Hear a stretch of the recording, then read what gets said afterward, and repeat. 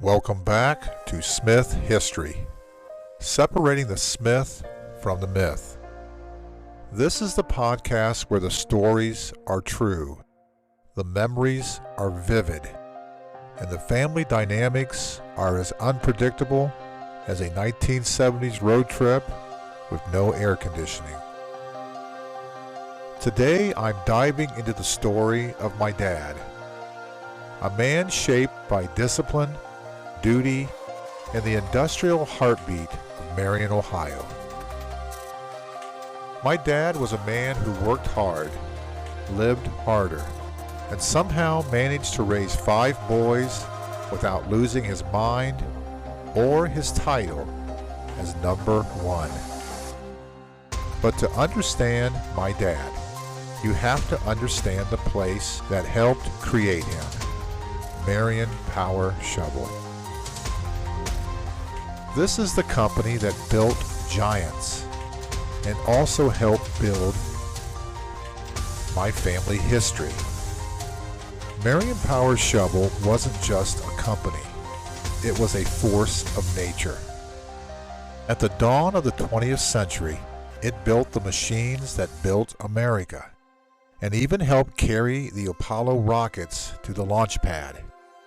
When you grow up in Marion, Ohio, you don't just know MPS, you feel it.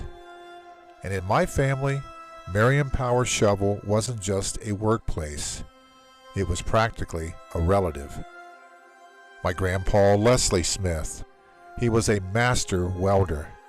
The kind of welder whose seams were so perfect they could have framed and hung in the Marion Palace Theater lobby.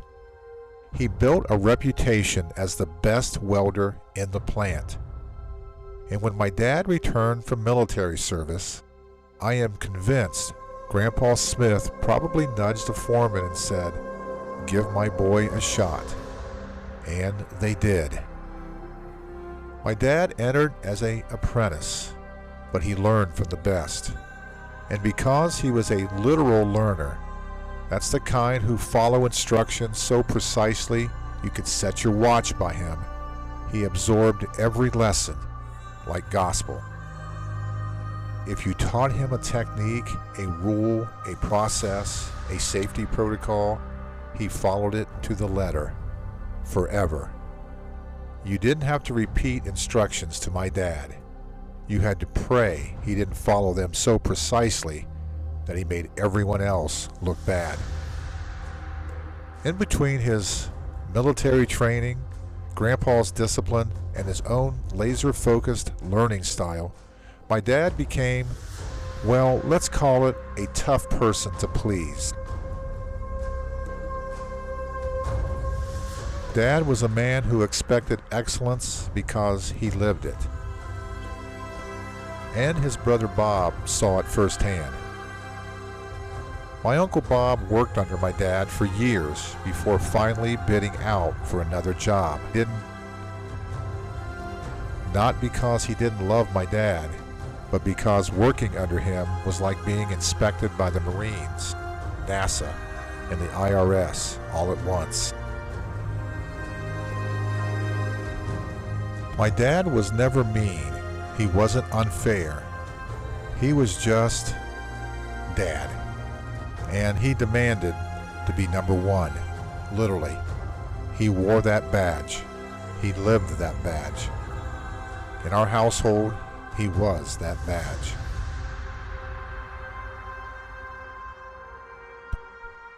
I want to take you back to one of my earliest memories, the ones that made Marion Power Shovel feel like a magical kingdom of steel and sparks. Every year, the Marion Power Shovel sponsored a Christmas program at the iconic Marion Palace Theater. And let me tell you, for a 5-year-old, that was like going to Radio City Music Hall. I remember the lights, the music, that mystical stage, and at Christmas time, the excitement of seeing Santa on a stage that looked like it belonged in the golden age of Hollywood. I remember sitting there as a 5-year-old, feeling like the whole world was wrapped in tinsel and possibility. Sponsored by Marion Power Shovel, a company that didn't just build machines, it built community in the 1960s. I also remember being with my mom, waiting at the plant gate for Dad to clock out. The anticipation was electric. I'd watch that gate like it was the entrance to Disneyland. And then he would appear, walking out in his work clothes, lunch pail in hand, looking like the hero of a blue-collar epic. To a kid, that gate wasn't just a gate. It was the portal where Dad transformed from industrial warrior back to being a father. But one memory that stands out for me happened in 1970. Dad did not come home after work. There was no call. Well, this was before cell phones. But Mom grew worried. So worried that she had me go with her, and we drove to the Marion Power Shovel plant in Marion. Somehow, and to this day I don't know how, I slipped past security and wandered into the vast interior of Marion Power Shovel. To me, as a 12-year-old, that plant looked enormous, dark, and intimidating. Machines towered over me like steel dinosaurs. I saw sparks fly in the distance. The air smelled like metal, oil, and mystery. And somehow I found my dad. He looked up at me with a mix of surprise and, "How did you get in here?" He explained he had to work over unexpectedly, but he was fine. He had me walk back to the car. I told Mom, and I wondered how anyone, especially my dad, could work in a place so huge, so loud, so alive.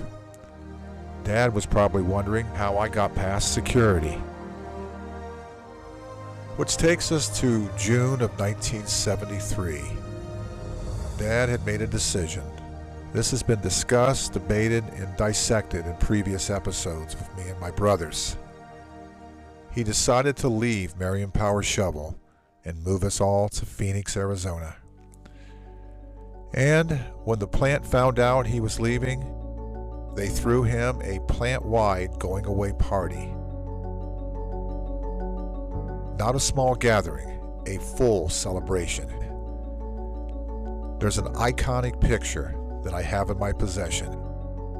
That photo, it's the one with the sign reading number 1, is still one of the greatest images of our family archive.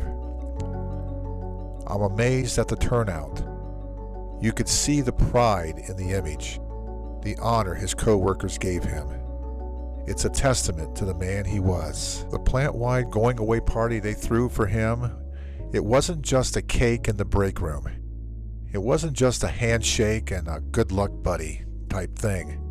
It was a full-scale company-wide celebration. Even the plant secretary showed up, and she made quite an impression in that photo. To this day, her name is lost to history. Her presence in that photograph lives on. If she's listening, I'd love to have her reach out. I hope she's doing well 53 years later. I'd love to know where life took her after posing next to number 1. But not only that, in the entire 100-year history of Marion Power Shovel, I have never found another farewell photograph like my dad's. Not one. To me, it's the Mona Lisa of industrial goodbyes. The Sistine Chapel of send-offs. It's the Beatles' rooftop concert of retirement parties. And it's the cover of today's episode. And now back to the departure. Dad packed us up and moved us to Phoenix in July 1973. But a month later, our Grandpa Butterman, my mom's father, passed away in August of '73. 5 months later, Dad brought us all back to Marion. And here's the miracle. Dad got his job back at Marion Power Shovel. After the biggest farewell party in company history, he walked right back in, joyfully, and he resumed the work he loved. Now, most men, after a send-off like that, would be embarrassed. Not our Dad. There was no hesitation, no embarrassment, just purpose. And now we have the legacy of number one. Our mom and Dad pushed all 5 of us boys to be number one, not in a harsh way, but in a you have potential, now use it way. And it worked. All 5 sons earned college degrees. All my brothers became leaders in their fields. Dad didn't just teach us how to work, he taught us how to live with intention. And today, I still have his white Marion Power Shovel hard hat with the iconic M on the front. It's more than a piece of equipment. It's a symbol of everything he stood for. Now, sometimes I do wonder how our lives would have been if Dad had never left MPS, if he had never gone to Phoenix, if the Smith story had stayed rooted in Marion from start to finish. But life has a way of shaping us through the detours. And my dad, being Dad, he made sure every detour still led us home. So, that's the story behind the story of the iconic photo on the cover of today's podcast. The man, the myth, the legacy of number one. A man who worked in a place so vast it could swallow a 5-year-old whole, yet carried himself with precision, pride, and purpose. Our dad was honored by his co-workers, loved by his family, and remembered through stories that still echo through time. And that's what separates the Smith from the myth. My name is Brian Smith, and we are history. Easy come and easy go. You're an unfading star, a gentle love, the kind that lifts you up, no matter how far apart. I guess you could call it chance, but we know it's more than that. It's like we've always known, been set in stone, unbreakable.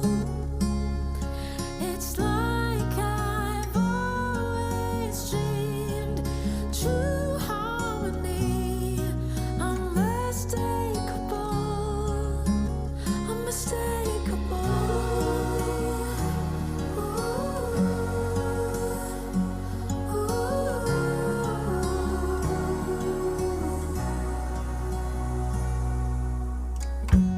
Through each night we'll keep burning bright. I'm so lucky to be loved by you.